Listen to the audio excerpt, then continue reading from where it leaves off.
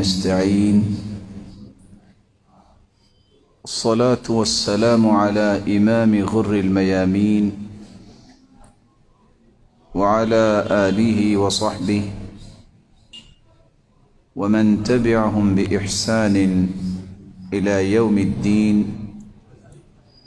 أما بعد، فأعوذ بالله من الشيطان الرجيم. وإما ينزغنك من الشيطان نزغ فاستعذ بالله إنه هو السميع العليم. وقال الحق سبحانه وتعالى: إنه من سليمان وإنه بسم الله الرحمن الرحيم.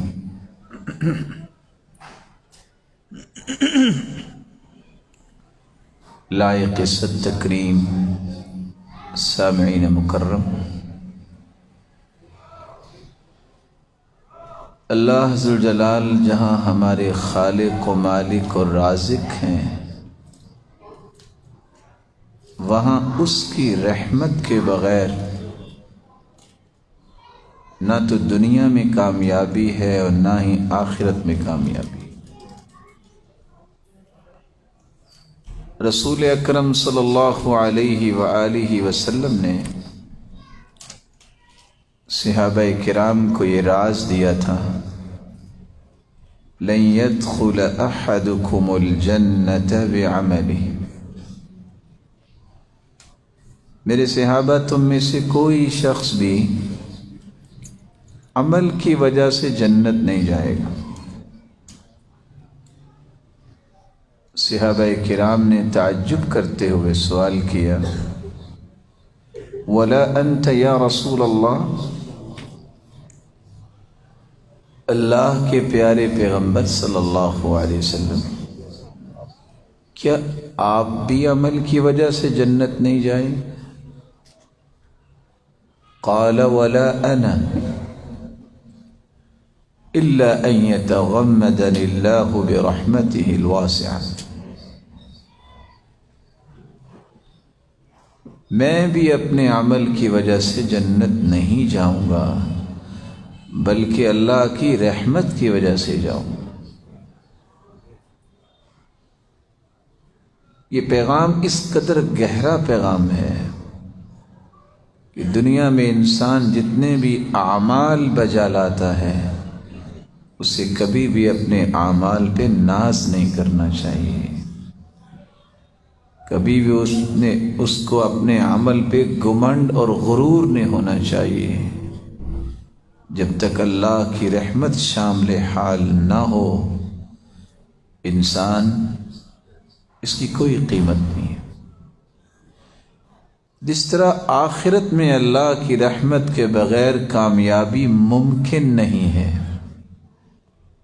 میرے معزز، میرے مکرم، میرے محتشم اور میرے معزز، یاد رکھنا، دنیا میں بھی اس کی رحمت کے بغیر انسان کی کوئی قیمت نہیں۔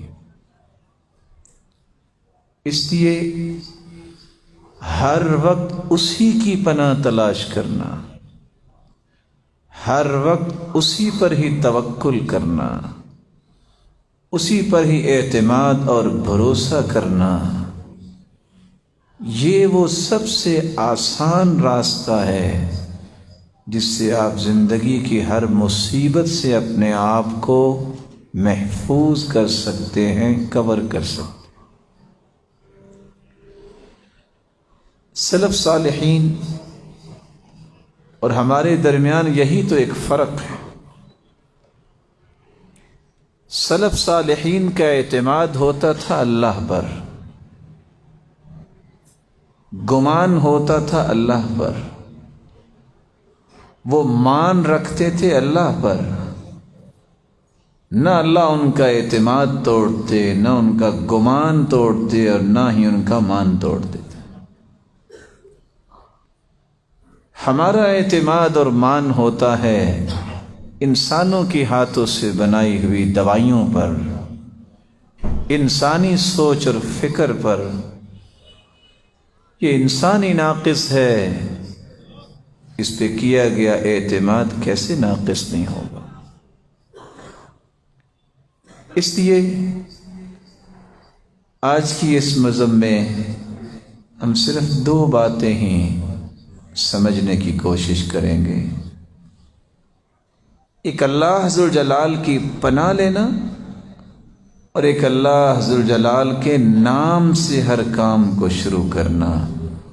یہ انسانی زندگی کی حفاظت اور انسانی زندگی کی تمام برکتوں کو انسان کے دامن میں جمع کر دے۔ رسول اکرم صلی اللہ علیہ وآلہ وسلم نے، آپ پوری سیرت کا مطالعہ کیجیے،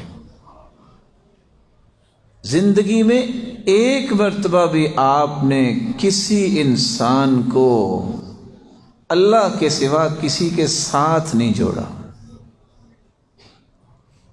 ہمارے سامنے تو کوئی بات آ جائے نا تو ہمارا پہلا قدم یہ ہوتا ہے تو آپ یہ تعویذ لے لیں، آپ یہ چھلا پہن لیں، آپ یہ دھاگا باندھ لیں۔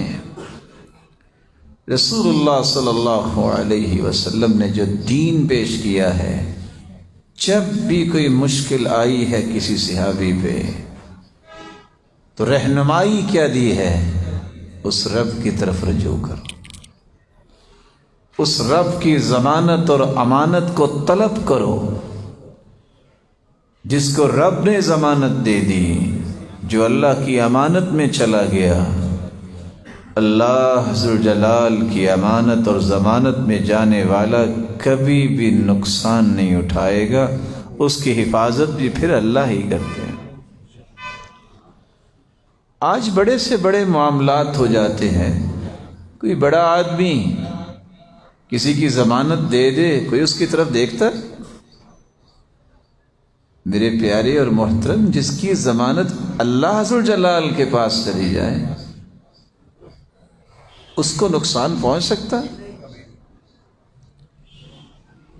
اس لیے میں آپ سے گزارش کروں گا، اپنے لیے بھی اور اپنے بچوں کے لیے بھی 5 قسم کی ضمانتوں کو کبھی نہ توڑا کرو۔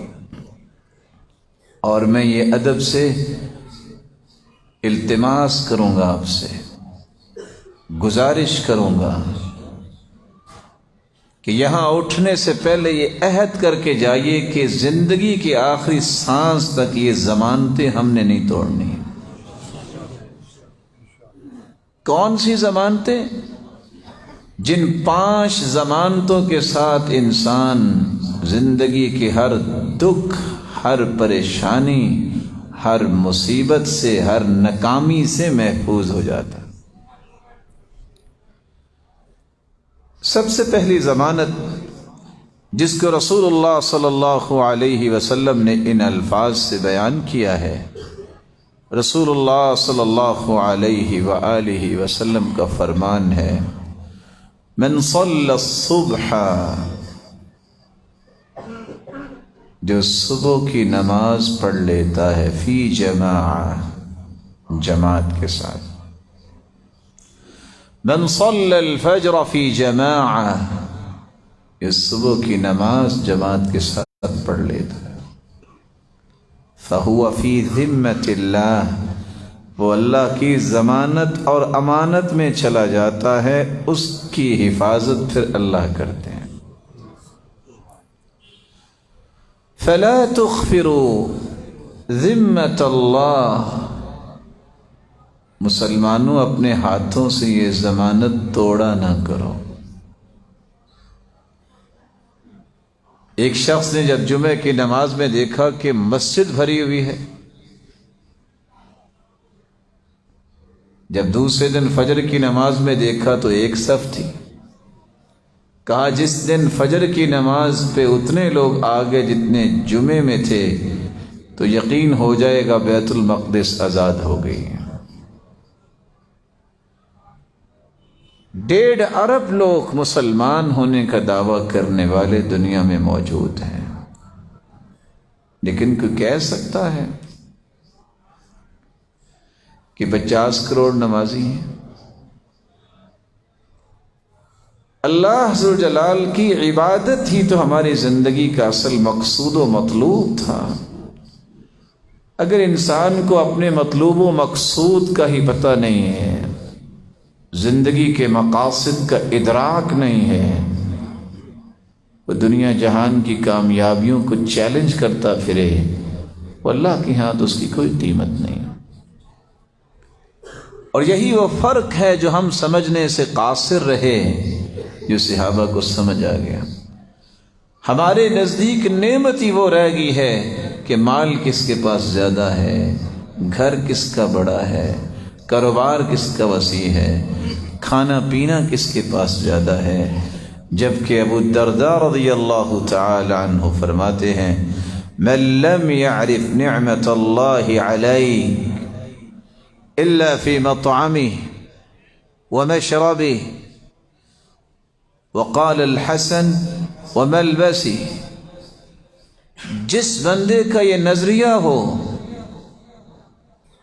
فلاں کا کھانا پینا بڑا وسیع ہے، بڑی نعمتیں ہیں، لباس بڑا عمدہ پہنتا ہے، جو صرف کھانے پینے اور لباس کو ہی نعمت سمجھتا ہے، ہدایت اور قرآن اور اسلام کو نعمت نہیں سمجھتا، فقد قل علمه وحضر عذابه، اس بندے کا علم بھی ناقص ہے اور سمجھ لو اس کا عذاب بہت قریب آ گیا۔ یہ صحابہ کی فہم تھی۔ اس لیے اللہ حضر جلال کی پناہ لینا، اپنے آپ کو اللہ کے حوالے کر دینا، یہ وہ کامیابی کا آسان ترین راستہ ہے جس سے آپ کو بہت سارے لمبے سفر نہیں کرنے پڑیں گے، بلکہ دوسرے الفاظ میں مخلوق کے سامنے دھکے نہیں کھانے پڑیں گے۔ جس شخص کو اللہ نے توحید کی نعمت سے نوازا ہے، اس سے بڑا کوئی خوش نصیب نہیں ہے۔ توحید اور منہج صحیح نہ ہو، وہ در در کی ٹھوکریں کھاتا ہے لیکن چین اسے نصیب نہیں ہوتا۔ رسول اللہ صلی اللہ علیہ وسلم نے اس لیے پہلی ضمانت یہ دی ہے، صبح کی نماز باجماعت پڑھنے کی عادت بناؤ۔ صبح کی نماز باجماعت پڑھنے والا کتنا خوش نصیب ہے، اور پھر اللہ اسے توفیق دے دے وہ عصر کی نماز بھی باجماعت پڑھے۔ یہ دو ہی نمازیں ہیں جہاں فرشتوں کی ڈیوٹیاں چینج ہوتی ہیں۔ اللہ تعالیٰ فرشتوں کو بھیجتے ہیں، اور جب فرشتے واپس جاتے ہیں تو اللہ مالک الملک سوال کرتے ہیں من این اقبلتم، کہاں سے آئے؟ وہو اعلم بہم، اللہ تو جانتا ہے کیونکہ بھجوایا تو اللہ نے۔ من عند عباد لک فی الارض، اللہ تیرے بندوں کے پاس سے آئے۔ اچھا کیا کر رہے تھے وہ؟ فرشتوں کا جواب کتنا خوبصورت ہے، کاش یہ جواب میرے اور آپ کے لیے بھی فرشتے دیں۔ اے اللہ، اتیناہم وہم یصلون وترکناہم وہم یصلون، گئے تھے تب بھی وہ نماز ہی پڑھ رہے تھے، جب آئے ہیں تو تب بھی نماز ہی پڑھ رہے تھے۔ یہ وہ گواہی ہے جس کے بارے میں فرشتے گواہی دے دیں، دنیا کی کسی گواہی کی کسی کو ضرورت نہیں۔ فرشتے گواہ، اور کھربوں فرشتے گواہ جس کے بن جائیں، مالک الملک اسے اپنے انعامات اور جنت سے محروم کیسے کرے؟ من صلی البردین دخل الجنہ، دوسری روایت کے الفاظ ہیں، جو صبح اور عصر کی نماز باجماعت پڑھ لیتا ہے خوش ہو جائے یہ جنتی ہے۔ دوسری ضمانت جو اللہ ذو الجلال نے عطا کی ہے، اس قدر خوبصورت ضمانت ہے، یہ اپنے بچوں کو سکھائیے۔ ہر نماز کے بعد صبح و شام یہ معمول بنائیں۔ اگر آپ سچی محبت کرتے ہیں اپنی اولاد سے تو یہ پانچوں ضمانتیں آج سونے سے پہلے ان کو بتا کے سوئیے۔ اصل وفا اولاد سے یہ ہے۔ ہم سوچتے ہیں کہ ہمارے مرنے کے بعد وہ کیا کریں گے، آپ یہ کیوں نہیں سوچتے کہ قیامت کے دن وہ کہاں ہوں گے، ہم کہاں ہوں گے؟ پہلے وہ سوچئے۔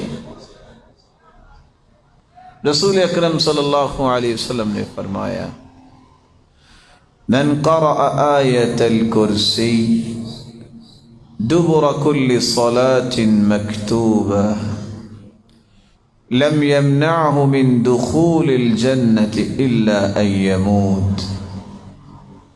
خوش نصیب ہے وہ شخص جو شخص فرض نماز کے بعد آیت الکرسی پڑھ لیتا ہے، اس کے اور جنت کے درمیان صرف موت کا پردہ حائل ہے۔ جس دن آنکھیں بند ہوں گی جہنم سے آزاد اور جنت کا مہمان بن جائے گا، اور شیطان سے اس کی حفاظت ہو جائے گی۔ رسول اکرم صلی اللہ علیہ وسلم نے فرمایا تھا، جب وہ سیدنا ابو ہریرہ رضی اللہ تعالی عنہ وہ دیکھتے ہیں کہ ایک شخص جو ہے وہ اناج بھر رہا ہے تو انہوں نے پکڑ لیا، اور وہ شیطانی تھا۔ ایک دن، دو دن، تین دن کہتا آج چھوڑ دو، کل نہیں آؤں گا۔ پھر دوسرے دن آ گیا، پھر تیسرے دن آ گیا۔ کہا اچھا میں آپ کو ایک بات بتا دیتا ہوں، تم رات کو آیت الکرسی پڑھ لینا، میں صبح تک تیرے قریب نہیں آؤں۔ اللہ کے رسول نے فرمایا صدقک وہو کذوب، دنیا جہان کا جھوٹا ہے شیطان، لیکن یہ بات سچ بول گیا۔ آیت الکرسی اس قدر عظیم نعمت ہے، اس میں اعظم ہے، اور اس میں اعظم کے ساتھ دعا کی گئی، کبھی اللہ رد کرتے ہی نہیں ہیں۔ اپنے بچوں کو اپنے پاس بٹھا کے صبح و شام ان سے آیت الکرسی سنو، چھوڑ دو ان باتوں کو کہ بچے پڑھ لیں گے۔ اب بچوں کے پاس ملہیات بہت ہیں، آپ 2 منٹ ذرا اپنی توجہ ہٹا کے دیکھیں وہ کہاں سے کہاں پہنچ چکے ہوتے ہیں، تخیلات میں بھی، تفکرات میں بھی، اور فزیکلی بھی واقعتاً کہاں سے کہاں چلے جاتے۔ ان سے محبت کیجیے، ان سے وفا کیجیے، ان کو نعمت بنائیے۔ یہ کب بنیں گے نعمت؟ جب ان کے بارے میں سوچ بنیں گی کہ اللہ دنیا میں بھی ہمارے کھلونے ہیں تو جنت میں بھی ہمارے ساتھ رکھنا انہیں۔ رسول اللہ صلی اللہ علیہ وآلہ وسلم نے ایک تیسری ضمانت عطا کی ہے، من قال حین یصبح وحین یمسی، جو صبح اور شام یہ دعا پڑھ لیتا ہے، بسم اللہ الذي لا يضر مع اسمه شيء في الارض ولا في السماء وهو السميع العليم۔ 3 مرتبہ صبح پڑھ لے اور 3 مرتبہ شام کو پڑھ لے۔ رسول اکرم صلی اللہ علیہ وسلم کا فرمان ہے ثم لم يصبه فجأة بلاء، کبھی اس کو کوئی اچانک مصیبت نہیں آئے گی۔ یہ اس ہستی نے فرما دیا ہے جس کی زبان پہ اللہ عز و جلال حق کو جاری فرمایا کرتے تھے۔ اپنے آپ کو بھی اس دعا کے پابند بنائیے، اپنے بچوں کو بھی یہ دعا سکھائیے۔ رسول اللہ صلی اللہ علیہ وآلہ وسلم نے گویا کہ اس حدیث کے اندر جتنی بھی اچانک بلائیں انسان کو چمٹتی ہیں ان سے بچاؤ کا ایک آسان راستہ دے دیا۔ بسم اللہ الذی لا یضر مع اسمہ شیء فی الارض ولا فی السماء وهو السمیع العلیم۔ چوتھی ضمانت یہ ہے، گھر میں تو کوئی بچہ نہیں بیٹھا رہتا، آپ بھی گھر میں نہیں بیٹھتے ہوں گے، بھلے حکومت بیچاری کوشش کرے کہ احتیاط کرو، انتظامیہ بھلے کوشش کرے کہ فاصلہ رکھو، کون مانتا ہے؟ کچھ ویسے کہتے ہیں کہ ہم نے بات نہیں ماننی، کچھ کہتے ہوگا کیا، اور کچھ کہتے ہیں کہ ہوگا یا نہیں ہوگا یہ تو اللہ کو پتہ ہے، لیکن ہمیں اللہ پہ کوئی یقین اور اعتماد بھی ہونا چاہیے۔ وَلِكُلٍّ وِجْهَةٌ، ہر ایک کا اپنا اپنا ایک نظریہ ہے۔ لیکن آپ جہاں بھی جائیں، رسول اکرم صلی اللہ علیہ وسلم نے سمجھایا تھا کہ جو شخص جہاں بھی پڑاؤ ڈالتا ہے، جہاں بھی جا کے رکتا ہے، وہ یہ کلمات کہہ دے، اعوذ بکلمات اللہ، جب تک وہاں رہے گا دنیا جہان کی کوئی بھی موذی چیز، نقصان دہ چیز اس کا نقصان نہیں کر سکتی۔ بہت بڑی ضمانت ہے، اور کس قدر خوبصورت ضمانت اللہ کے رسول صلی اللہ علیہ وسلم نے ان الفاظ کے ساتھ دے دی۔ فرمایا کہ جو شخص یہ کام کر لیتا ہے صبح یا شام، یقین کر کے یہ دعا پڑھ لیتا ہے، اللہم انت ربی لا الہ الا انت، اور مجھے امید ہے کہ آپ سب بھائیوں کو یہ دعا یاد ہوگی۔ کسی کو یاد ہے سید الاستغفار؟ اجازت ہے مجھے، میں سن بھی سکتا ہوں کیا جی؟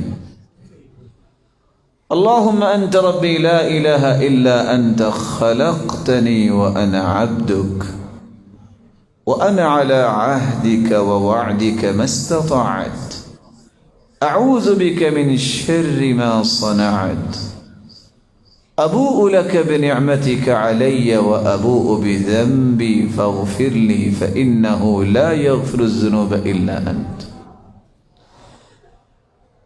آپ کو میں اگر اپنے دل کی بات بتاؤں تو اللہ کی قسم یہ الفاظ اتنے پیارے لگتے ہیں کہ یہ پڑھنے کے ساتھ خوشی کی انتہا نہیں رہتی، کیونکہ حدیث یہ کہتی ہے کہ جو بندہ یقین کر کے صبح کے وقت یہ پڑھ لے، شام سے پہلے فوت ہو جائے تو یہ جنتی ہے۔ شام کو پڑھ لے اور صبح سے پہلے فوت ہو جائے، اگر اس کا یقین ہے تو اگر رات کو یہ سویا ہوا فوت ہو گیا یہ جنتی، تو گویا 24 گھنٹے کی جنت کی ضمانت ہے یہ۔ رب تعالیٰ ان باتوں پہ یقین کرنے اور عمل کرنے کی توفیق عطا فرمائے۔ رسول اکرم صلی اللہ علیہ وآلہ وسلم نے صحابہ کرام کو یہی تو وہ انداز زندگی سکھایا تھا جس کے نتیجے میں وہ ہم سے فائق ہو گئے۔ فائق کیا، وہ ہمارے لیے معیار بنا دیے گئے، مقیاس بنا دیے گئے۔ آج کسی کو معمولی سی تکلیف ہوتی ہے، کسی کو پریشانی ہوتی ہے، تو اپنی پریشانی اور تکلیف کا مداوع کرنے کے لیے اسے حلال و حرام کی تمیز ختم ہو جاتی ہے۔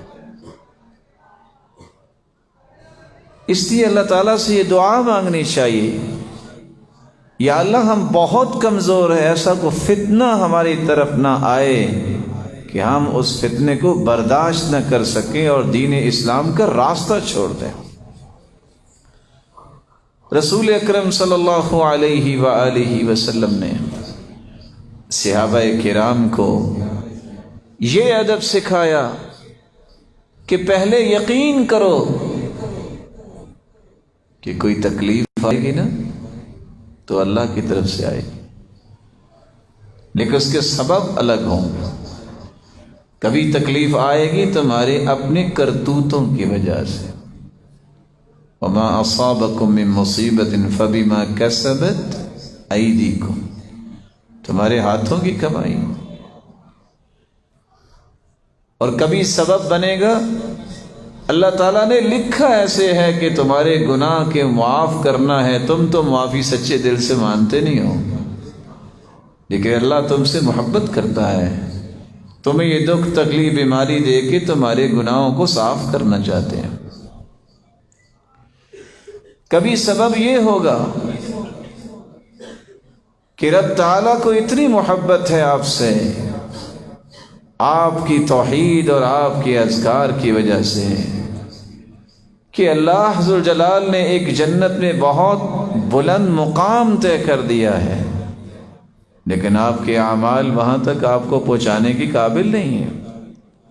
لیکن رسول اللہ صلی اللہ علیہ وسلم کا فرمان ہے، اللہ ذوالجلال اس بندے کو معمولی تکلیفیں دے کے اس جنت کے مقام تک پہنچانا چاہتے ہیں.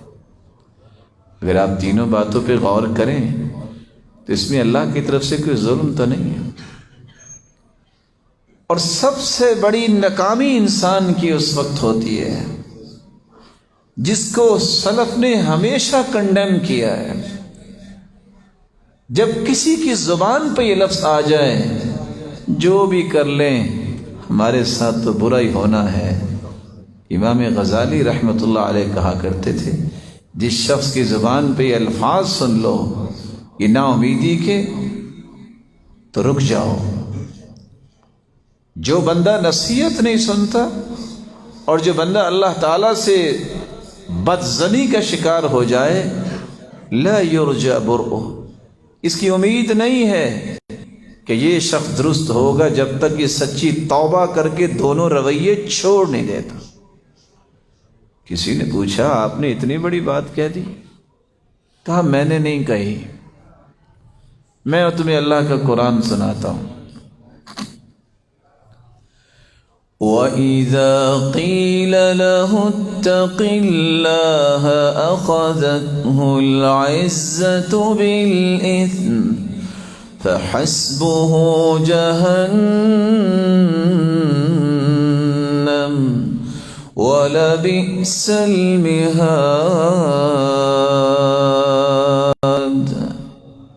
جب کسی سے کہا جائے کہ اللہ سے ڈر جاؤ اور اس کو عزت آڑے آ جائے، مجھے کہہ رہے ہو میں اللہ سے ڈر جاؤں، تم مجھ سے زیادہ نیک ہو. یہ وہ رویہ ہے جو انسان کو ہر محرومی کا سبب بنا دیتا ہے. نتیجہ کیا نکلتا ہے؟ جب عزت آڑے آتی ہے، حق بات کو ٹھکرا دیتا ہے انسان اور مانتا نہیں ہے نصیحت کو، تو اللہ عز و جلال نے آگے کیا فرمایا؟ ان کا ٹھکانہ جہنم ہے. اس لیے سلف صالحین میں سے دور نہ جائیے. شیخ ابن باز رحمۃ اللہ علیہ یہ بڑے نزدیک کے ہیں. ایک شخص نے اتنا کہہ دیا اللہ سے ڈر جاؤ، وہ رونے لگ گئے. کہتے ہیں دعا کرو اللہ مجھے ڈرنے کی توفیق دے. ایمان کی تازگی ہے.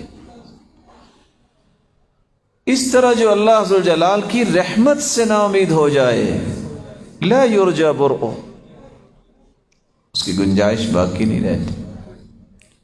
کاش اس کو سمجھ آ جائے کہ دنیا جہان کی اگر بیماریاں اور دکھ اور مصیبتیں جمع ہو جائیں، کبھی اس نے اللہ کی رحمت کا اندازہ کیا ہو یا پڑھا ہو تو اس کو سمجھ آئے نا کہ میرے رب کی رحمتیں وسیع کتنی ہیں. بعض لوگوں کو قرآن و حدیث کے دلائل سمجھ نہیں آتے، ان کو عقلی بات بھی کہنی پڑتی. کس قدر خوبصورت طریقے سے سمجھانے والے نے سمجھایا کہ چڑیا پرندہ ہے، یہ اڑان تو بھرتی ہے لیکن کتنی کوڑے گی. اگر اس کے منہ میں مٹی ڈال دی جائے چونچ میں اور اس کو کہا جائے سمندر پہ تم نے یہ اڑان بھرنی ہے، تو کیا نتیجہ نکلے گا؟ اڑان کی وجہ سے اس کو پیاس بھی لگے گی. اگر یہ پانی پینا چاہے تو تب بھی مٹی سمندر میں گر جائے گی، اس مٹی کا بنے گا کچھ؟ اور اگر کہے کہ میں پانی پینا ہی نہیں ہے بس، کیونکہ پانی پیا تو چونچ سے مٹی گر جائے گی، کتنا کوڑے گی؟ آخر تو مر کے گرے گی نا، کہاں گرنا ہے؟ اللہ عز و جلال کی رحمت کی مثال تو دی نہیں جا سکتی، میرے اور آپ کی عقل وہاں تک سفر نہیں کر سکتی۔ یہ چونچ میں مٹی یہ انسان کی کمیاں اور کوتاہیاں ہیں، اور سمندر یہ رب تعالیٰ کی رحمت کا سمندر ہے۔ اپنے آپ کو کبھی رب سے نا امید نہ کیجیے، اپنے آپ کو کبھی بھی رب سے نا امید نہ کیجیے۔ ہم ایسے لوگوں کو جانتے ہیں جن کو ڈاکٹر نے ڈکلیئر کر دیا کہ گنتی کے 6 سے 7 اور 5 دن ہیں، اللہ عز و جلال کی توفیق سے آج بھی وہ اللہ کی عبادت میں مشغول ہیں۔ ڈاکٹرز نے طے کر دیا، سوال ہی پیدا نہیں ہوتا یہ ایک دن نکال جائے۔ 12 سال نکال چکے ہیں، کہنے والے بیچارے اللہ کے پاس چلے گئے ہیں، وہ ابھی زندہ ہیں۔ اللہ کی رحمت سے نا امید نہ ہوئیے۔ یہ بہت بڑا جرم ہے جو آج دنیا میں ہو رہا ہے، لوگوں کو رب کی رحمت سے نا امید کرنے والے بہت بڑے مجرم ہیں۔ اللہ سے جوڑنا چاہیے کہ اس رب پہ اعتماد کیجئے۔ کسی چودھری ڈیرے والے پہ کوئی اعتماد کر لے، وہ نہیں کسی کو ہاتھ لگانے دیتا۔ جو رب پہ اعتماد کر لے تو رب اس کو ضائع کر دے گا۔ اللہ عز و جلال ہمیں اس بات کی سمجھ عطا فرمائے۔ دوسری بات جو میں نے آپ کے سامنے رکھنی ہے وہ یہ ہے کہ اللہ عز و جلال کی پناہ کے بعد ہمیں یہ عادت بنانی چاہیے کہ ہم اپنی زندگی کے اندر جب بھی کوئی کام کریں اللہ عز و جلال کا نام لے کے کام کریں۔ رسول اللہ صلی اللہ علیہ وآلہ وسلم نے صحابہ کرام کو اس بات کی تلقین بھی فرمائی اور تعلیم بھی فرمائی۔ اور آج ہمیں یہ بات بھی سمجھنا ضروری ہے۔ آپ نے دیکھا ہوگا کہ کتنے لوگ سوال کرتے ہیں، اچھا جی بسم اللہ ہم پوری پڑھیں کہ آدھی پڑھیں؟ میں کبھی کبھی سوچتا ہوں کہ ہم بہت کمزور ہیں، بات نہیں حقیقتاً کمزور ہے۔ یعنی میری زندگی گزر گئی ہے اور میں نے ابھی تک یہ بیٹھ کے ایک مرتبہ اس کا فیصلہ ہی نہیں کیا کہ کہاں بسم اللہ پوری پڑھنی ہے اور کہاں آدھی پڑھنی ہے۔ ساری زندگی میں نے گزار دی، 30 40 سال عمر ہو گئی، ابھی ہر مسئلے میں مجھے ڈاؤٹ ہی رہے گا۔ جو مسائل میری عبادت کے متعلق ہیں، میرے عقیدے کے متعلق ہیں، میری جنت کے متعلق ہیں، اس میں تو مجھے کوئی ڈاؤٹ نہیں ہونا چاہیے، کلیئرٹی ہونی چاہیے۔ میں کیا کر رہا ہوں، میں کیا بول رہا ہوں، مجھے کیا کرنا ہے، اس کے نتائج کیا ہوں گے، کل کو اس کی حقیقت کیا کھلے گی۔ جب بھی کسی سے پوچھیں کہتے بس جی سنا ہی ہے۔ میرے پیارے بھائی کبھی پڑھ بھی لیا کر، کبھی بیٹھ کے سمجھ بھی لیا کر، کبھی تو ذہن بنانا چاہیے کہ آج ہم نے صرف اس لیے کسی کے پاس جانا ہے یا کسی کو بلانا ہے، میں اپنی زندگی کے زاویے درست کروانے ہیں۔ کون زاویے درست کرواتا ہے؟ سچی بات تو یہ ہے کہ اگر میں آپ سے ادباً گزارش کروں کہ کسی شخص نے یہ خواہش نہیں کی ہوگی کہ میں ایک مرتبہ اپنا وضو ہی کسی کو دکھا دوں، میں وضو ٹھیک کرتا ہوں۔ جب میں اور آپ کسی کو وضو کر کے دکھانے کے لیے تیار نہیں ہیں تو ہم اپنے بچوں کو کیسے کہتے ہوں گے کہ بیٹا تم ذرا دکھاؤ نا وضو کیسے کرتے ہو؟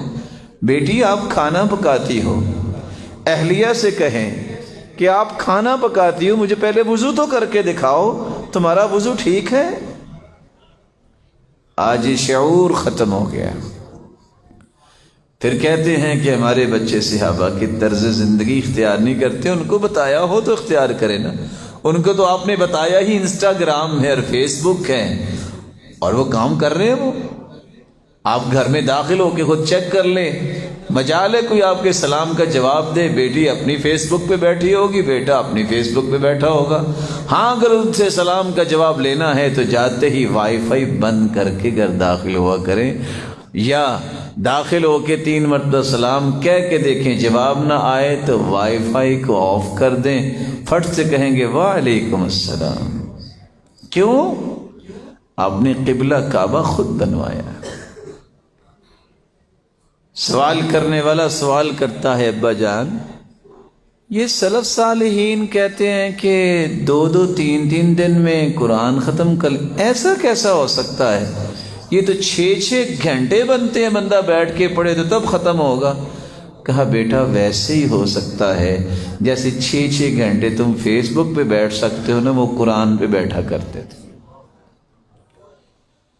رسول اللہ صلی اللہ علیہ وآلہ وسلم نے 7 ایسی جگہ بیان کی ہے جہاں بسم اللہ الرحمن الرحیم پوری لکھنی چاہیے, بولنی چاہیے اور پڑھنی چاہیے. اور کیوں پڑھنی چاہیے؟ کل امر ذی بال لم يبدأ فیہ ببسم اللہ وهو اقطع. ہر وہ کام جو اللہ کا نام لے کے نہ کیا جائے وہ کبھی مکمل نہیں ہوا. مقطوع الشرف, کبھی وہ کامیاب نہیں ہوا. اللہ عز و جلال کا نام لینے سے کام میں برکت آتی ہے. اس لیے رب تعالیٰ نے تو جب پہلی وحی کا نزول فرمایا تو کیا فرمایا؟ اقرا, پڑھو. لیکن پڑھنا کیسے ہے؟ رب کے نام سے پڑھو. بسم ربک الذی خلق. وحی کا آغاز ہی اللہ نے اپنے نام سے کروایا. انبیاء کو تعلیم یہ دی. رسول اکرم صلی اللہ علیہ وآلہ وسلم کو سکھایا یہ. تو سب سے پہلے رسول اکرم صلی اللہ علیہ وآلہ وسلم کا فرمان ہے. یہاں اہل علم بھی موجود ہیں, 10 سال ہو گئے یہ جھگڑے سنتے, او جی سورۃ الفاتحہ میں بسم اللہ پڑھنی چاہیے کہ نہیں پڑھنی چاہیے. اور میرے معزز, ایک دن بیٹھ کے احادیث کی کتابیں کھول کے دیکھ لو, پریشانی کیا ہے؟ یہ دیکھو محمد مصطفیٰ نے کیا کہا ہے. ایسے ہی ہوا میں تیر مارتے رہے, نہیں یہ ہونا چاہیے, اصل میں فلاں نے یہ کہا ہے. کبھی یہ بھی سوچا ہے کہ محمد مصطفیٰ نے کیا کہا ہے؟ یہ میرے لیے کرائیٹیریا ہے, یہ میرے لیے وہ نمونہ ہے کہ مجھے دیکھنا ہے محمد کریم نے کیا فرمایا. رسول اکرم صلی اللہ علیہ وآلہ وسلم کا فرمان ہے, اور روایت صحیح الجامع کی 729, اذا قرأتم الحمد للہ فقرأوا بسم اللہ الرحمن الرحیم. میرے صحابہ, جب بھی تم سورۃ الفاتحہ پڑھو تو سورۃ الفاتحہ سے پہلے بسم اللہ الرحمن الرحیم پڑھ لیا کرو. فإنها أم القرآن وأم الكتاب والسبع المثاني وبسم الله الرحمن الرحیم إحدى آياتها. سورۃ الفاتحہ یہ ام القرآن بھی ہے, ام الکتاب بھی ہے, اور یہ 7 بار بار پڑھی جانے والی آیات بھی ہیں, 7 المثانی بھی ہے. اور میرے صحابہ, جو بسم اللہ الرحمن الرحیم ہے یہ سورۃ الفاتحہ کی ان 7 آیات میں سے جو بار بار پڑھی جاتی ان میں سے ایک آیت ہے. جب حدیث صحیح ثابت ہو جائے پھر کسی اور بات کو پیش کرنے کی ضرورت کیا ہے؟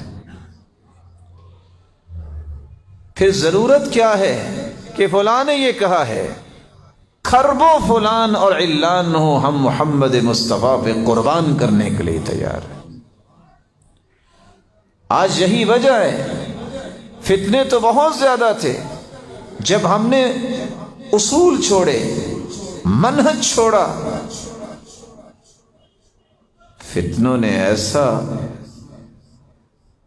کمال دکھایا کہ بڑے بڑے برج الٹا دیے. کسی کو پتہ ہی نہیں ہے کہ میں نے کس موقع پہ کیا کہنا ہے، کسی کو پتہ ہی نہیں ہے کہ منہج کیا ہوتا ہے. بس نہیں جی ایسے ہونا چاہیے. دین میری اور آپ کی محبت اور عاطفیت یا اپنی سوچ اور تخیل کا نام تو نہیں ہے. دین تو محمد مصطفیٰ کے فرمان کا نام ہے. دین محمد مصطفیٰ کے لائے ہوئے دین کا نام ہے. اس میں اگر گنجائش ہے تو وہ بات کرو، اس کے اندر گنجائش ہے تو وہ بات اس کے مطابق عمل کرو. نہیں تو آپ ایک نہیں 1000 سال بھی زندہ رہیں گے، آپ کے عمل کی کوئی قدر و قیمت نہیں ہوگی. اور یہاں رک کے یہ جاننا بھی ضروری ہے جس سے مسائل حل ہوں گے. میں کس بات پہ دعویٰ کر سکتا ہوں کہ میں نے سنت کے مطابق کام کیا؟ اس کے لیے 6 اصول ہیں. اور دعویٰ تو نہیں میں کر سکتا، لیکن گزارش ضرور کر سکتا ہوں، اگر کسی کو 6 اصول یاد ہوں زندگی میں کبھی بدعت کے قریب نہیں جائے گا. 6 اصول جس کو یاد ہوں کبھی وہ قرآن و سنت سے تیسرا راستہ نہیں تلاش کرے. پہلا اصول یہ ہے ان تکون العبادۃ موافقۃ للشریعہ فی سببها. شریعت وہ عمل بنتا ہے جس کا سبب بھی شریعت نے بیان کیا. جس کا سبب شریعت نے بیان نہیں کیا وہ شریعت نہیں، وہ سنت نہیں بن سکتی. شریعت نے یہ تو کہا ہے کہ گھر سے نکلو تو 2 رکعتیں آپ پڑھ کے نکل سکتے ہو. شریعت نے یہ تو بتایا ہے کہ گھر واپس جانا ہے تو 2 رکعتیں پڑھ کے آپ گھر میں داخل ہو جائیے جیسے اللہ کے رسول نے پڑھی ہیں.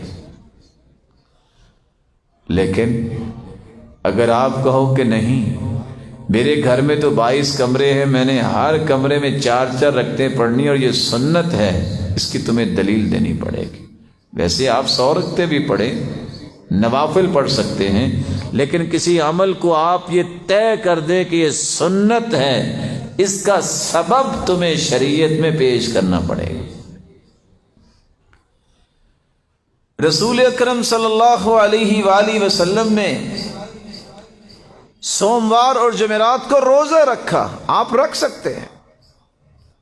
آپ سے سوال کیا گیا کہ آپ سوموار کو روزہ کیوں رکھتے ہیں؟ کہا سوموار کو میں پیدا ہوا تھا اور سوموار کو ہی مجھے میرے رب نے نبی بنایا تھا. اور تیسرا سبب یہ ہے سوموار اور جمعرات کو نامہ اعمال پیش ہوتے ہیں، میرا جی چاہتا ہے جب میرا نامہ اعمال پیش ہو تو میں روزے کی حالت میں ہوں. اسی سوموار کے دن آپ خوشی منانے کے لیے کوئی کیک کاٹ لیں، اس کا سبب کیا ہے؟ نبی تو اس دن روزہ رکھتے تھے. آپ کسی 7 سالہ بچے سے بھی پوچھیں گے بیٹا جس دن روزہ ہو اس دن کوئی عید ہو سکتی ہے؟ آپ اس کو بھی نہیں منوا سکتے. جاہل سے جاہل کے پاس آپ جا کے پوچھئے کیوں جی جس دن روزہ ہو اس دن عید ہوتی ہے؟ وہ کیا کہے گا؟ روزہ اور عید کٹھے کیسے ہوگا؟ سبب شریعت میں ہوگا تو شریعت ہے، نہیں اس کو آپ سنت نہیں کہہ سکتے، اس کو آپ دین نہیں کہہ سکتے. ان تکون العبادۃ موافقۃ للشریعہ فی جنسها. شریعت وہ ہے، سنت وہ ہوگی جس کی جنس بھی شریعت نے طے کر دی ہے. آپ نے ہرن تو دیکھا ہوگا، دیکھا کہ نہیں دیکھا؟ لاہور والے چپ کر گئے ہیں. آپ کے پاس چڑیا گھر بھی ہے، کبھی نہیں گئے؟ کہتے ہیں ہرن لذیذ بھی ہوتا ہے اور نیل گائے کی بھی بڑی شہرت ہے کہ بڑی لذت والی ہوتی ہے. کیوں جی قربانی پہ ہو سکتی؟ حلال نہیں ہے یہ؟ بولیں لذیذ نہیں ہے یہ تو کیا ہے؟ اس کو قربانی پہ کر لیں آپ. نہیں، شریعت نے جنس طے کر دی ہے. وَلِكُلِّ أُمَّةٍ جَعَلْنَا مَنْسَكًا لِيَذْكُرُوا اسْمَ اللَّهِ عَلَى مَا رَزَقَهُم مِّن بَهِيمَةِ الْأَنْعَامِ. قربانی پالتو جانور کی ہوتی ہے. کون پالتا ہے جنگل میں جا کے نیل گائے کو، ہرن کو؟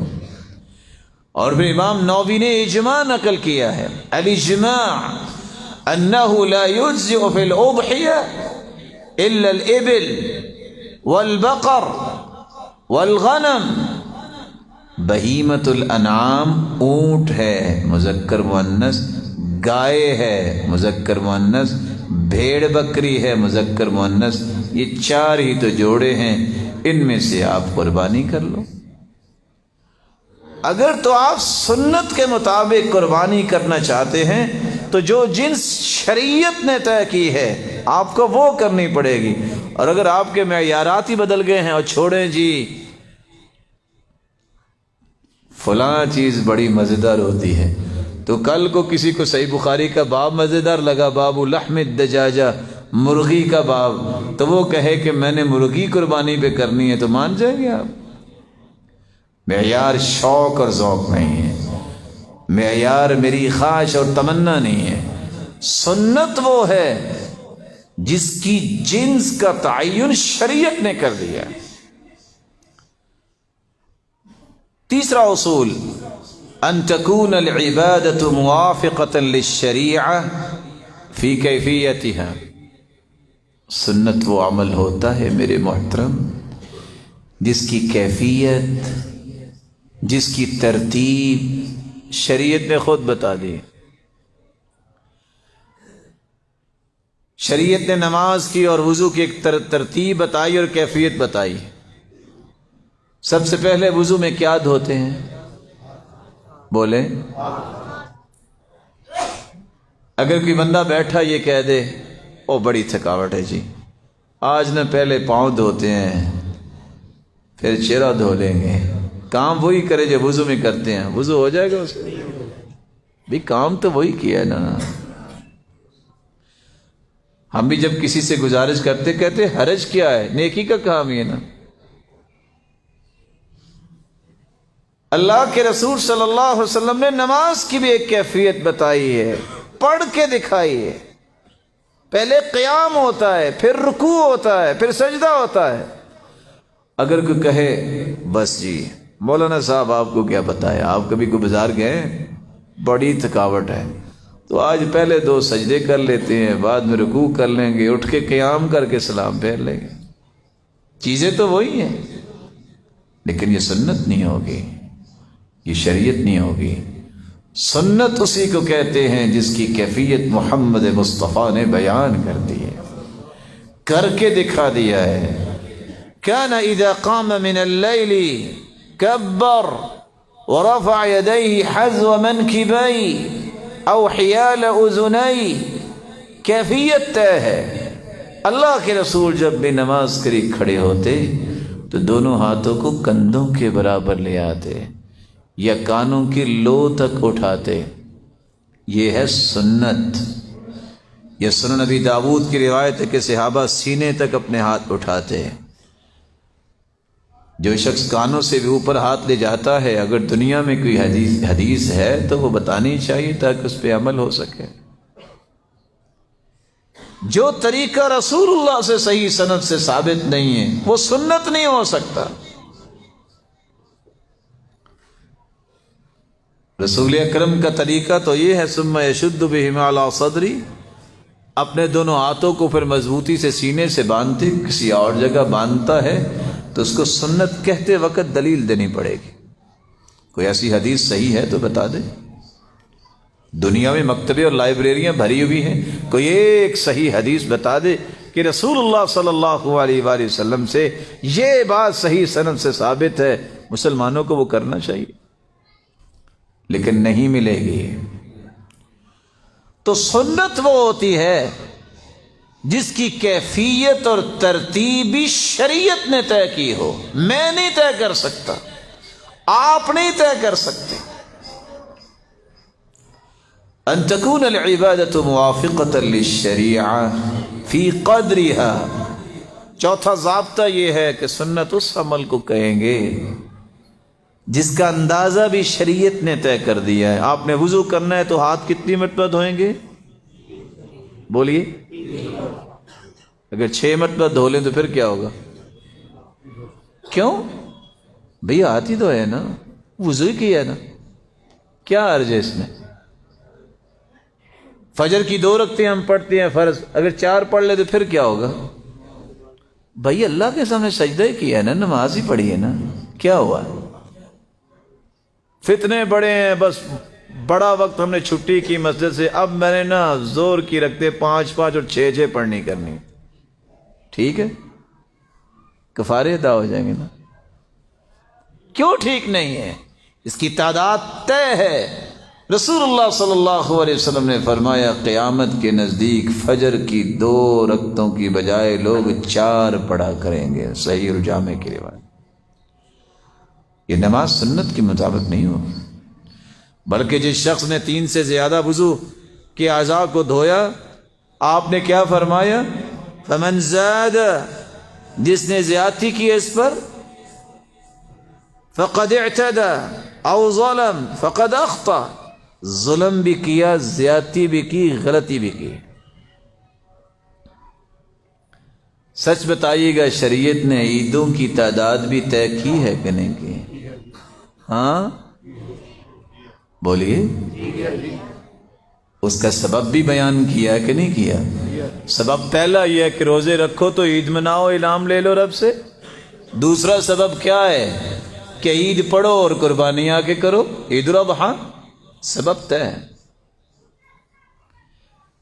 جنس بھی طے ہے۔ ایک کا نام اسلام میں عید الفطر ہے، دوسری کا نام عید الاضحیٰ ہے۔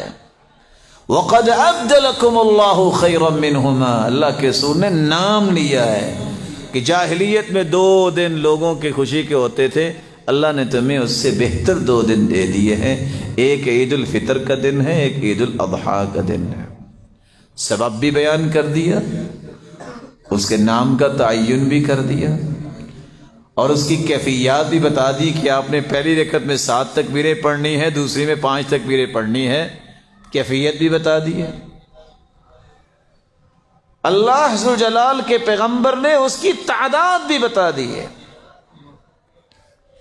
اس لیے کہنے والے نے سچ کہا، عیدان عند اولی النہی لا ثالث لہما لمن یبغی السلامة فی غد الفطر والاضحى وکل زیادت فیہما خروج عن سبیل محمد۔ اسلام کے اندر تو 2 عیدیں ہیں، اگر کوئی تیسری کی تلاش میں ہے تو اسلام سے باہر ہو کے ہی تلاش کرتا ہے، اسلام کے اندر اس کی گنجائش نہیں۔ امام مالک کے پاس ایک شخص آیا، کہتا جی 3 کے 5 مشکیزیں اپنے اوپر بھائے ہیں، میرا ویسے وضو ہو گیا اور میرا ویسے غسل ہو گیا۔ کہتے پریشان کیوں ہو، تجھ پہ تو غسل واجب ہی نہیں ہے۔ کہتے جی وہ کیسے؟ کہتے پاگلوں اور دیوانوں پہ بھی غسل واجب ہوتا، اور تم نے 5 مشکیزیں ضائع کر دیے پانی کے، ابھی پوچھتے ہو کہ میرا غسل ہوا ہے کہ نہیں ہوا؟ سنت وہ عمل ہوگا جس کا ضابطہ 5واں یہ ہے، ان تكون العبادة موافقة للشریعہ فی مکانها۔ ایک جگہ کو طے کر دیا اللہ تعالیٰ نے، اس جگہ پہ وہ کام ہو سکتا، کسی اور جگہ پہ نہیں ہو سکتا۔ مثال کے طور پہ یہاں با جماعت نماز پڑھیں، آپ کو 25 اور 27 نمازوں کا اجر ملے گا۔ اگر آپ بیت اللہ میں جا کے نماز با جماعت پڑھتے ہیں تو ایک نماز خیر من 100,000 صلاۃ، 1,00,000 نماز سے بہتر اجر ہوگا۔ گویا پاکستان کے اندر 55 سال نمازیں با جماعت ادا کریں، 5 کی 5 ہوں، اس کے مقابلے میں ایک نماز بیت اللہ میں پڑھیں تو آپ کی 55 سال کی عبادت سے وہ ایک نماز بہتر ہے۔ لیکن اگر آپ کسی جگہ کا نام لے لیں کہ یہاں جا کے پڑھیں گے تو اتنے لاکھ کا ثواب ملے گا، مل سکتا ہے؟ کیونکہ اللہ کے رسول نے بتایا ہی بیت اللہ کا۔ یا کچھ لوگ کہیں پھر کیا ہوا، کرونا کی وجہ سے حج بند ہو گیا ہے، آرام سے لاہور کے ساتھ چکر لگاتے ہیں تو طواف تو ہو جائے گا، ہو جائے گا طواف، یہ طواف بیت اللہ کا ہی ہوگا، جگہ متعین ہے۔ حج منا مزدلفہ عرفات میں ہوگا، آپ اپنے گھر کے چکر لگاتے رہیں تو حج تو نہیں ہو جائے گا۔ ان تكون العبادة موافقة للشریعہ فی زمنہا، اللہ نے ایک وقت بھی طے کیا ہے شریعت نے، اس وقت صبح کی نماز اس وقت، زور کی اس وقت، عصر کی۔ میں آپ سے پوچھتا ہوں، یہاں بیٹھے بیٹھے آپ اٹھ کے آپ کہہ سکتے ہیں چلو جی صبح کی نماز ابھی پڑھ لیتے ہیں اور ذرا ٹھنڈی رات ہے سکون سے سوئے رہیں گے، پڑھ سکتے ہیں آپ؟ اس کا وقت نہیں۔ اگر آپ کا جی چاہے کہ میں 2-3 سال پہلے گیا تھا جی حج پہ، توبہ توبہ، اتنی گرمی تھی، اتنی بھیڑ تھی، میں نے نا اس سال ایک کام سوچا ہے، آرام سے محرم کے آخر میں جاؤں گا، مزدلفہ بھی خالی ہونا ہے، مینا بھی خالی ہونا ہے، ٹھاٹھ سے عرفات میں بھی بیٹھیں گے اور خوب کٹائی کریں گے، شیطان کی کنکریاں ماریں گے، ہو جائے گا حج محرم میں۔ الحج اشہر معلومات، حج کے مہینے طے ہیں، آپ انہی مہینوں میں حج کر سکتے ہیں، وہ شوال، ذوالقعدہ اور ذوالحجہ ہے۔ اللہ عز و جلال ہمیں ان 6 اصولوں کو یاد رکھنے اور اس کے مطابق اپنی زندگی کو چیک کرنے کی توفیق عطا فرمائے۔ رسول اکرم صلی اللہ علیہ وآلہ وسلم نے پہلی بات جو سمجھائی ہے کہ جب سورۃ الفاتحہ آپ نے پڑھنی ہے تو آپ بسم اللہ الرحمن الرحیم پڑھیں گے، اور پوری بسم اللہ لکھیں گے بھی، پڑھیں گے بھی، اور اگر آپ بولنا چاہتے ہیں تو آپ کو یہ بسم اللہ الرحمن الرحیم پوری ہی بولنی ہوگی۔ قرآن مجید کی ہر سورت سے پہلے آپ کو بسم اللہ پڑھنی ہے۔ صحیح الجامع کی روایت ہے 1498، رسول اکرم صلی اللہ علیہ وسلم نے فرمایا انزلت علی آنفا سورہ، میرے اوپر ابھی ایک سورت نازل ہوئی ہے، پھر آپ نے وہ سورت پڑھ کے سنائی، کیا کہا؟ بسم اللہ الرحمن الرحیم انا اعطیناک الکوثر۔ آپ نے سورۃ الکوثر کی تلاوت جب فرمائی تو پہلے بسم اللہ پڑھی ہے۔ اس سے یہ بھی پتہ چلا قرآن کی ہر سورت جب بھی ہم پڑھیں گے تو ہمیں سوائے سورۃ توبہ کے باقی تمام سورتوں کے شروع میں بسم اللہ الرحمن الرحیم پڑھنی چاہیے۔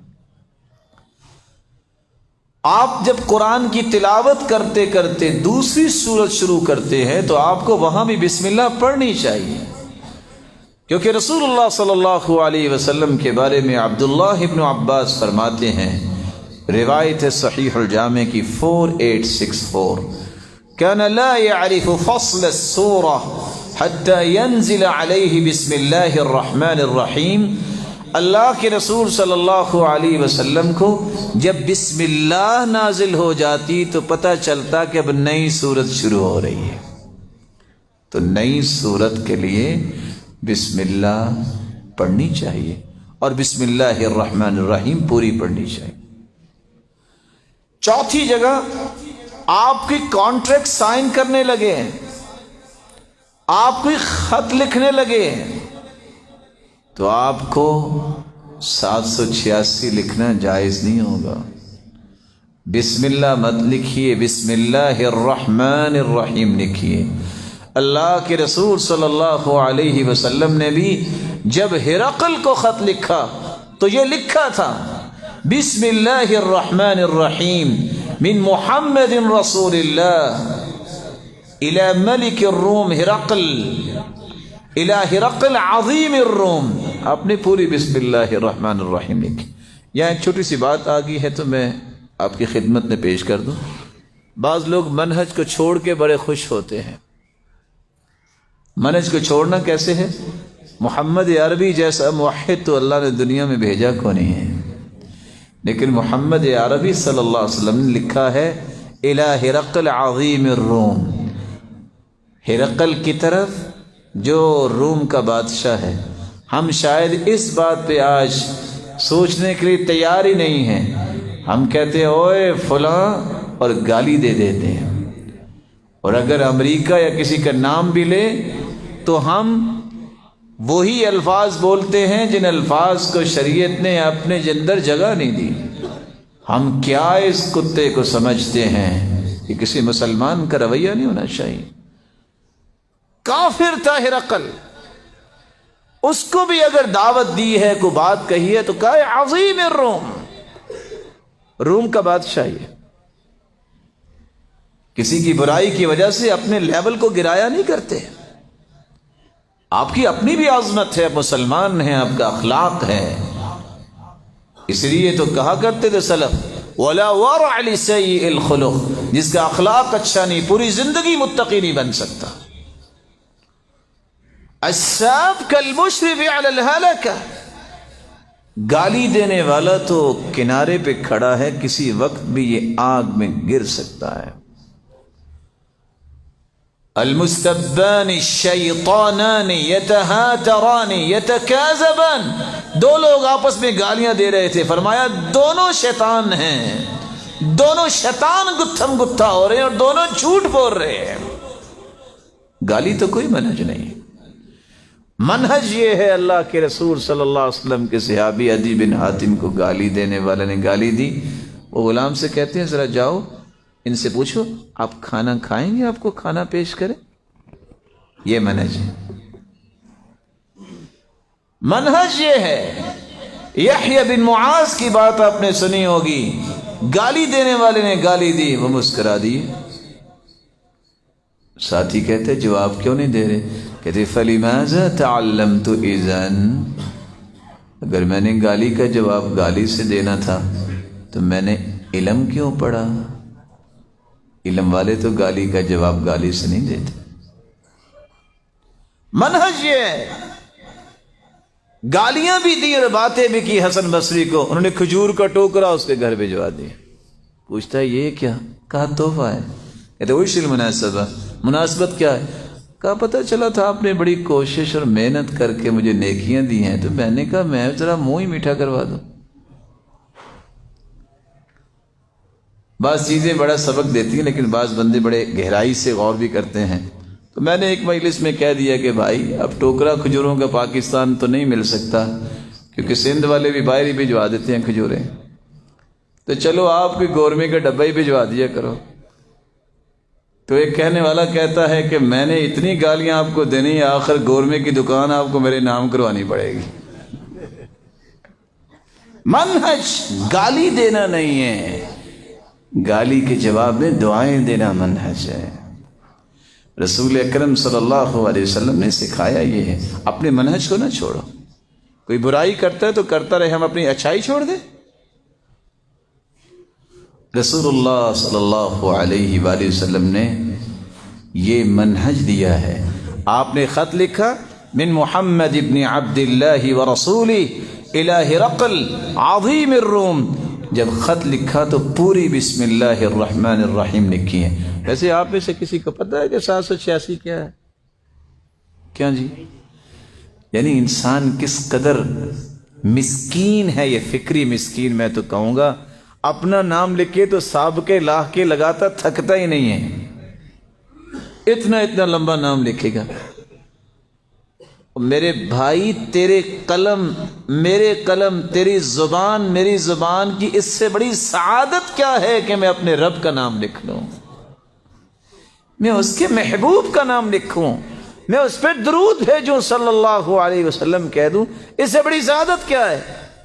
تمہیں بخل آتا ہے تو صرف اس جگہ پہ آ کے کہ جب اللہ کے رسول صلی اللہ علیہ وسلم کا نام آئے تو سواد ڈال دیتے ہیں. صلی اللہ علیہ وسلم کہیے. اللہ حضر الجلال کا نام آتا ہے وہاں بھی وہ جیم ڈال دیتے ہیں. بخل چھوڑیے.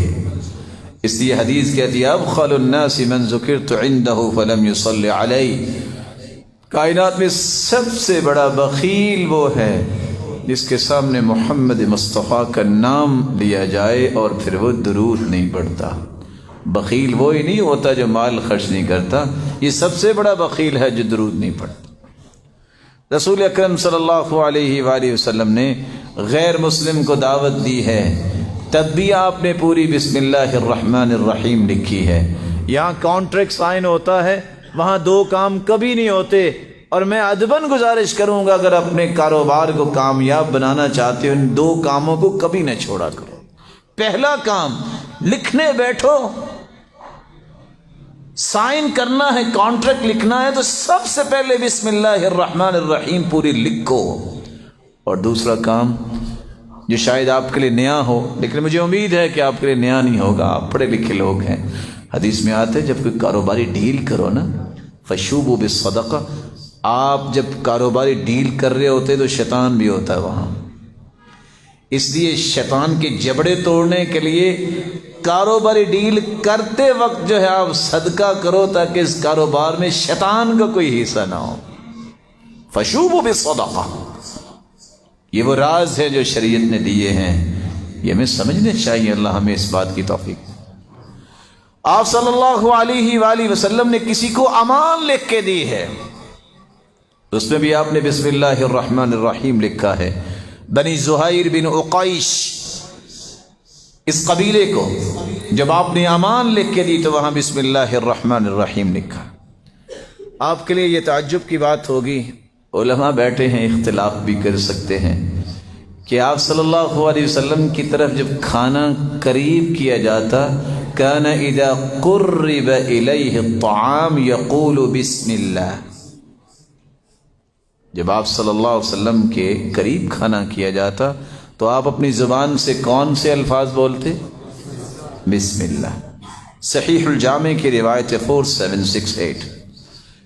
بلکہ آپ نے تعلیم دی ہے، جب بھی تم میں سے کوئی کھانا کھائے تو اسے کیا کہنا چاہیے؟ فَلْيَذْكُرِ اسْمَ اللَّهِ، اللہ کا نام لے، بسم اللہ۔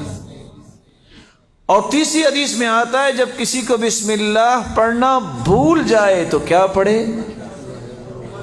بسم اللہ اولہ و آخرہ، ایک حدیث، بسم اللہ فی اولہ و آخرہ دوسری حدیث، بسم اللہ علی اولہ و آخرہ تیسری حدیث۔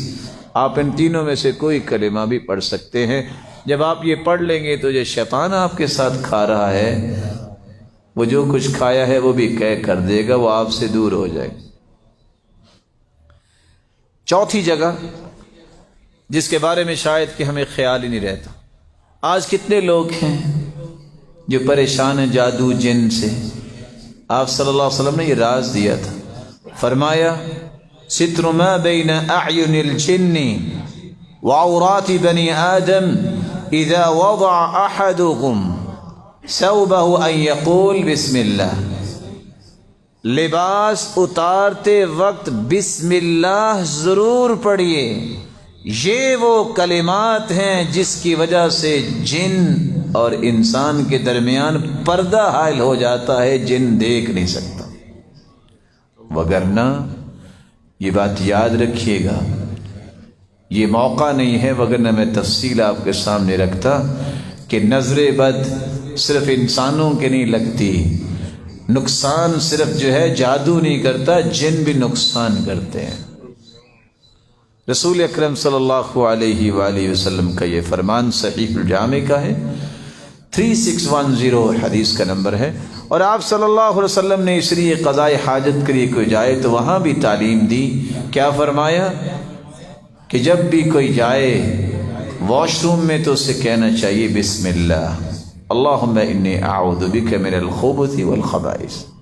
تو اللہ عز و جلال اس کو جنوں سے اور جننیوں سے محفوظ فرما دیتے۔ رسول اکرم صلی اللہ علیہ وآلہ وسلم نے یہ بھی فرمایا توضؤوا ببسم اللہ، وضو کرنے سے پہلے ہمیں کیا پڑھنا ہے؟ بسم اللہ۔ یہ رسول اللہ صلی اللہ علیہ وسلم کا فرمان ہے جو مسند احمد بھی موجود ہے 12694۔ رسول اکرم صلی اللہ علیہ وآلہ وسلم نے اس لیے سواری پر سوار ہوتے وقت، یا اللہ نہ کرے کوئی سواری پر سوار تھا، موٹر سائیکل، سائیکل، کوئی سواری گرنے لگا ہے تو بسم اللہ کے الفاظ فوراً پڑھ لے، رب تعالیٰ اس کی حفاظت فرما دے۔ رسول اکرم صلی اللہ علیہ وآلہ وسلم نے یہ بات سیدنا علی رضی اللہ تعالی عنہ کو فرمائی تھی کہ جب انسان غصے میں آ کے کہتے نا شیطان نے یہ کر دیا، تو شیطان بڑا خوش ہوتا ہے، اس وقت کیا کہنا چاہیے؟ اعوذ باللہ، بسم اللہ، اللہ کا نام لے لیں گے، اس کی پناہ لے لیں گے تو تصاغر حتی یکون مثل الذباب، شیطان اس طرح سکڑنے لگ جاتا ہے بسم اللہ پڑھنے سے، یہاں تک کہ مکھی جتنا بن جاتا ہے۔ کتنا بن جاتا ہے؟ اور اگر آپ کہو کہ بس شیطان نے مجھے نہ ایسے کروایا، تو شیطان خوش ہوتا ہے، وہ پھیلنا شروع ہو جاتا ہے، حتی یکون مثل الغرفہ، یہاں تک کہ وہ ایک کمرے جتنا ہو جاتا ہے۔ آپ کی مرضی ہے اس کو طاقتور بنا دو، آپ کی مرضی ہے اس کو کمزور کر لو۔ سنن ابی داؤد کی روایت 4982، رسول اللہ صلی اللہ علیہ وآلہ وسلم نے یہی بات سمجھائی کہ آپ جب شیطان کا بھی تذکرہ ہو تو کہو بسم اللہ، اللہ کی فضل سے اور اس کے نام سے شیطان میرا کچھ نہیں بگاڑے گا، اعوذ باللہ، میں اللہ کی پناہ چاہتا ہوں۔ تکلیف جب ہو، کوئی چوٹ لگے، کوئی دکھ اچانک پہنچے، فوراً کہہ دو بسم اللہ۔ آپ صلی اللہ علیہ وآلہ وسلم کے پاؤں پہ ایک صحابی کا پاؤں آ گیا، لوہے کی جوتی پہنی ہوئی تھی، اور آپ سوچ سکتے ہیں کہ لوہے کی جوتی والا پاؤں کسی پاؤں پہ آئے تو کتنی تکلیف ہوتی۔ جو ہی صحابی کا پاؤں آیا تو آپ نے فوراً کیا فرمایا؟ بسم اللہ، اور کچھ بھی نہیں ہوا۔ لمبی حدیث ہے کہ جب صحابی پریشان ہو گیا کہ یہ کیا مجھ سے ہو گیا، ساری رات پریشانی میں سوئے کہ اگر صبح کو آیت اتر آئی میرے بارے میں تو کیا بنے گا، پھر سوچتا ہے کوئی نہیں اللہ خیر کریں گے، ساتھ ہی آواز آئی این فلان ابن فلان، کہاں ہے فلاں شخص؟ کہا تجھے اللہ کے رسول بلا رہے ہیں۔ راستے میں سوچتا ہے وہی بات ہی نہ ہو جو کل ہوئی تھی، پھر کہتا نہیں کوئی اور بات بھی تو ہو سکتی ہے نا۔ جو ہی اللہ کے رسول صلی اللہ علیہ وسلم کے پاس پہنچے، سلسلہ صحیحہ کی روایت ہے 3043، اللہ کے رسول نے پہلا سوال یہ کیا، انک قد وطعت بنعلک علی رجلی، کہ ابھی تو نے کل میرے پاؤں پہ پاؤں رکھا تھا کہ نہیں؟ کہتے لو، یہ تو مسئلہ وہی نکلا۔ لیکن مسئلہ آگے سمجھنے والا ہے جو میرے لیے اور آپ کے لیے، ہم بہت کمزور ہیں بھائی۔ اللہ کے رسول نے فرمایا تو نے تکلیف دی تھی کہ نہیں؟ کہا تکلیف دی، اقرار کروایا۔ کہا لیکن میں نے ہاتھ سے آپ کو پیچھے کیا، میرے ہاتھ میں کوڑا تھا، تو میں نے بلایا اس لیے ہے کہ 80 جانور مجھ سے لے لو، میں نے تمہیں کوڑے سے پیچھے کیا تھا، تم مجھے معاف کر دو۔ ہم اس نبی کے امتی ہیں جس کو آج ہم نے بلا دیا۔ رسول اللہ صلی اللہ علیہ وآلہ وسلم کے صحابی، سنن نسائی کی روایت ہے 3149، طلحہ رضی اللہ تعالی عنہ، جو اللہ کے رسول کا دفاع کرتے کرتے ان کا ہاتھ شل ہو گیا، جب تلوار لگی تو کہتے ہیں ہنس، تو آپ صلی اللہ علیہ وسلم نے فرمایا میرے صحابی تم ہنسنا نہ کہتے، تم کہتے بسم اللہ، تو اللہ کے فرشتے تمہیں یہاں سے اچک لیتے، دشمن کا وار تم پہ ہونے نہ دیتے اور دشمنوں کو شکست بھی دے دیتے۔ صحیح بخاری کی روایت ہے، سیدنا عامر رضی اللہ تعالی عنہ جب انہیں شہید کیا گیا تو ان کی لاش کو مسلح کرنا چاہتے تھے۔ مسلح کرنے کا مطلب ہوتا ہے ناک، کان اور ہونٹ کاٹ دینا۔ تو اللہ ذوالجلال نے ان کی حفاظت کیسے فرمائی؟ اللہ ذوالجلال نے ان کی جسد خاکی کو اٹھایا اور اتنا آسمان کی طرف بلند کر لیا کہ وہاں تیر بھی نہیں ان کے پہنچتے تھے۔ جب دشمن چلے گئے تو وہ نیچے آ گئے اللہ کے حکم سے۔ یہ باتیں سمجھنے اور یقین والی باتیں ہیں۔ آپ بجائے ہنس یا ہائے کرنے کی بجائے فٹ بولو بسم اللہ۔ یہ سافٹ ویئر آپ کا بنے گا اس وقت جب آپ بار بار یہ کہیں گے۔ آپ کو جب بھی چھینک آئے بغیر سوچے آپ کی زبان سے نکلنا چاہیے الحمدللہ۔ گرے ہیں آپ بسم اللہ، کوئی تکلیف آئی بسم اللہ۔ جب تک یہ الفاظ آپ گوند نہیں لیتے اپنی طبیعت میں، آپ ان کے ثمرات سے دور رہیں گے۔ اللہ آپ کو ثمرات سے نواز دے۔ رسول اکرم صلی اللہ علیہ وآلہ وسلم نے صرف فرمایا کہ جب بیماری کا علاج بھی کرنا ہو، علاج بعد میں پہلا کام یہ کرو بسم اللہ، اعوذ بعزت اللہ وقدرتہ من شر ما اجد من وجعی۔ اتنے الفاظ کہہ دو تو اللہ ذوالجلال اس تکلیف سے تمہیں آرام دے دیں گے۔ صحیح الجامع کی روایت 346۔ اور صحابی دوسری روایت پیش کرتے ہیں کہ اللہ کے رسول جب سے میں مسلمان ہوا میرے جسم کی درد نہیں جاتی، یہ درد کیسے ختم ہوگا؟ آپ نے فرمایا پریشانی کیا ہے؟ کہاں درد ہوتی ہے؟ وہاں ہاتھ رکھو اور 3 مرتبہ پڑھو بسم اللہ بسم اللہ بسم اللہ، اور پڑھنے کے بعد الفاظ یہ پڑھ لو رسول اکرم صلی اللہ علیہ وسلم نے جو سکھائے، اعوذ بعزت اللہ وقدرتی من شر ما اجد واحاذر۔ صحیح الجامع کی روایت 3839۔ صحابی کہتے ہیں میں نے یہ دم کیا پھر زندگی میں مجھے دوبارہ درد نہیں ہوا۔ جب تک یقین نہیں اس وقت تک ان الفاظ سے فائدہ نہیں ہوگا، اس لیے یقین کیجئے یہ محمد مصطفیٰ نے کہا ہے تو محمد مصطفیٰ کی زبان سے حق کے علاوہ کچھ نہیں نکلتا۔ ویسے آپ سوچ سکتے ہیں کہ کسی بندے کی آنکھ میں تیر لگا ہو اور آنکھ کا ڈیلا بھی باہر آ گیا ہو تو اس کی آنکھ ٹھیک ہو سکتی ہے؟ تیر لگا ہو۔ اللہ کے رسول صلی اللہ علیہ وسلم کے پاس دوڑتے ہوئے آئے صحابی، آپ نے اپنے ہاتھ مبارک سے کیا کیا؟ بسم اللہ، اور آنکھ کو برابر کر دی اور اپنا لعاب مبارک لگایا۔ صحابی کہتے ہیں مجھے آج تک یہی نہیں پتا چلا کہ اس آنکھ میں تیر لگا تھا کہ اس آنکھ میں لگا تھا۔ کون ہے صحابی جس نے قتل کیا تھا اس یہودی کو جو اللہ کے رسول کے خلاف بد زبانی کرتا تھا؟ ان کی آنکھوں میں کمزوری تھی۔ عبداللہ ابن عتیق رضی اللہ تعالی عنہ جب وہ سیڑھی سے اترنے لگے تو گر گیا، ان کی ٹانگ ٹوٹ گئی۔